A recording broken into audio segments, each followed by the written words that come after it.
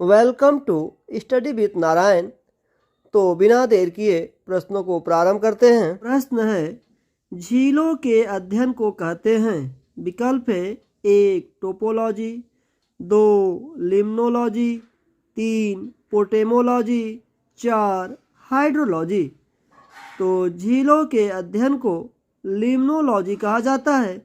तो इस प्रश्न का सही उत्तर विकल्प 2 सही है।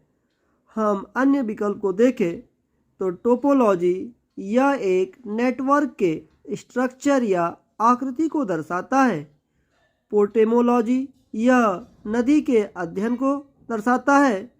और हाइड्रोलॉजी यह जल का अध्ययन होता है, अर्थात study of water. Next, ozone परत कहाँ पाई जाती है? विकल्प है 1 क्षोभ मंडल, 2 बहिमंडल, 3 समताप मंडल, 4 आयन मंडल। तो ओजोन परत समताप मंडल में पाई जाती है। तो इस प्रश्न का सही उत्तर विकल्प 3 सही है। ओजोन परत पृथ्वी के वायुमंडल की एक परत है जिसमें ओजोन गैस की सघनता अपेक्षाकृत अधिक होता है।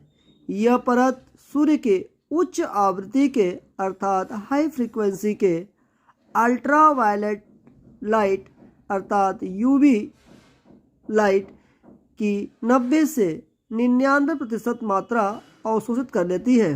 नेक्स्ट, कौन सी अक्षांश रेखा भारत के मध्य से गुजरती है?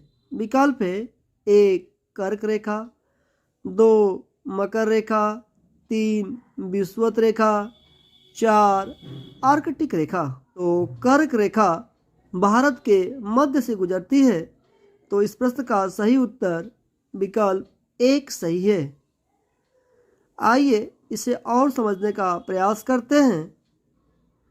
तो आप देख रहे हैं बीच में जो रेखा खींची गई है जिसे विषुवत रेखा या इक्वेटर लाइन कहते हैं, यह पृथ्वी को 2 भागों में विभाजित करती है। इसके ऊपर के हिस्सा को उत्तरीय गोलार्ध कहा जाता है और नीचे के हिस्सा को दक्षिणी गोलार्ध कहा जाता है। उसके ऊपर देखेंगे 23 सहित 1/2 नॉर्थ जो है उस रेखा को कर्क रेखा या ट्रॉपिक ऑफ कैंसर कहा जाता है और 23.5 साउथ जिसे हम मकर रेखा या ट्रॉपिक ऑफ कैप्रिकॉर्न कहा जाता है। फिर उसके ऊपर आप देखेंगे 66 सहित 1/2 नॉर्थ है जिसे आर्कटिक रेखा कहा जाता है और 66 सहित 1/2 साउथ अर्थात दक्षिण में जो है कर्क रेखा भारत के मध्य से होकर गुजरती है, जो भारत को 2 भागों में विभाजित करती है, अर्थात उत्तरीय भारत और दक्षिणी भारत। कर्क रेखा जो है यह भारत के 8 राज्यों से होकर जाती है और उन राज्यों को हम याद रखने के लिए एक ट्रिक का उपयोग कर सकते हैं। ट्रिक है गमछा झार मित्र पर। तो गमछा ग से गुजरात, म से मध्य प्रदेश और छ जो है छत्तीसगढ़।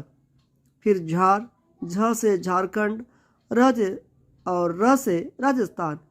मित्र है तो मी से जो है मिजोरम और त्र से जो है त्रिपुरा और प से पश्चिम बंगाल, र से कुछ नहीं होता है। यदि हम इसे पश्चिम से पूर्व की ओर व्यवस्थित करें तो कौन कौन से राज्य आएंगे? तो सबसे पहले गुजरात, राजस्थान, मध्य प्रदेश, छत्तीसगढ़, झारखंड, पश्चिम बंगाल, त्रिपुरा, मिजोरम। हम बात करें कि यह कर्क रेखा कुल कितने देशों से गुजरती है, तो यह कर्क रेखा कुल जो है 16 देशों से गुजरती है। इस प्रश्न से आपको इतनी जानकारी मिलती है। नेक्स्ट है, फेदोमीटर का प्रयोग किसे मापने के लिए किया जाता है? विकल्प है 1 वर्षा, 2 समुद्र की गहराई, 3 भूकंप, 4 ध्वनि। तो फेदोमीटर का प्रयोग समुद्र की गहराई मापने के लिए किया जाता है। तो इस प्रश्न का सही उत्तर विकल्प 2 सही है। अगर हम बात करें वर्षा, तो वर्षा जो है रेन गेज या वर्षा मापी से मापा जाता है। भूकंप सिस्मोग्राफ के द्वारा मापा जाता है और इसकी तीव्रता को रिक्टर स्केल पर अंकित किया जाता है।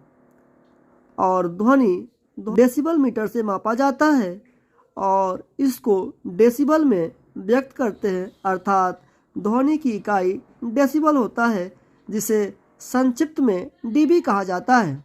नेक्स्ट, होम रूल लीग की स्थापना कब हुई?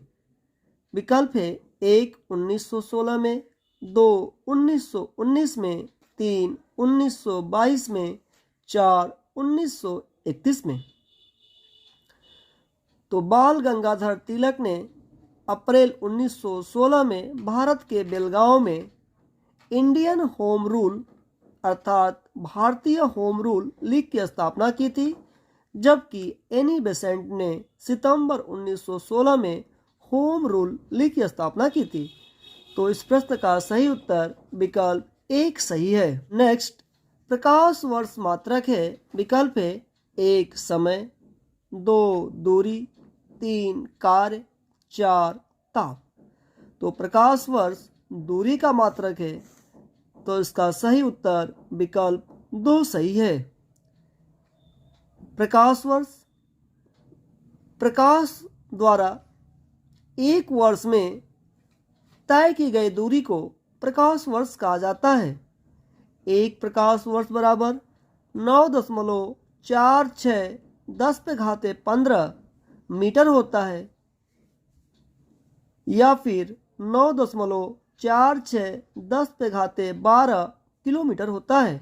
अन्य विकल्प को देखें तो समय का मात्रक सेकंड होता है, कार्य का मात्रक जूल होता है और ताप का मात्रक केल्विन होता है। नेक्स्ट, कौन सी धातु विद्युत की सबसे अच्छी सुचालक है? विकल्प है 1 तांबा, 2 एल्युमिनियम, 3 चांदी, 4 लोहा।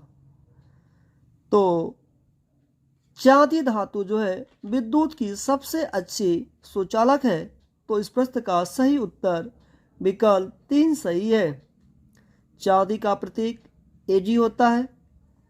हम अन्य विकल्प को देखें तो तांबा का Cu, एल्युमिनियम का Al और लोहा का Fe, जिसे हम आयरन भी कहते हैं। तो नेक्स्ट, रेमन मैग्सेसे पुरस्कार की स्थापना कब हुई? विकल्प है 1 1982 में, 2 1957 में, 3 1967 में, 4 1952 में।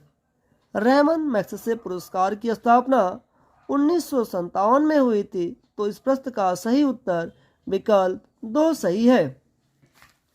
इसका नामकरण फिलीपींस के राष्ट्रपति रेमन मैग्सेसे के नाम पर पड़ा, जिनकी 1957 में एक विमान दुर्घटना में मृत्यु हो गई थी।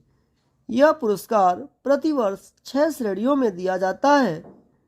पहला है शासकीय सेवा, दूसरा सार्वजनिक सेवा, तीसरा सामुदायिक नेतृत्व, चौथा पत्रकारिता, साहित्य तथा सृजनात्मक संप्रेषण कला, पांचवा शांति तथा अंतर्राष्ट्रीय सद्भावना और छठा उभरता नेतृत्व।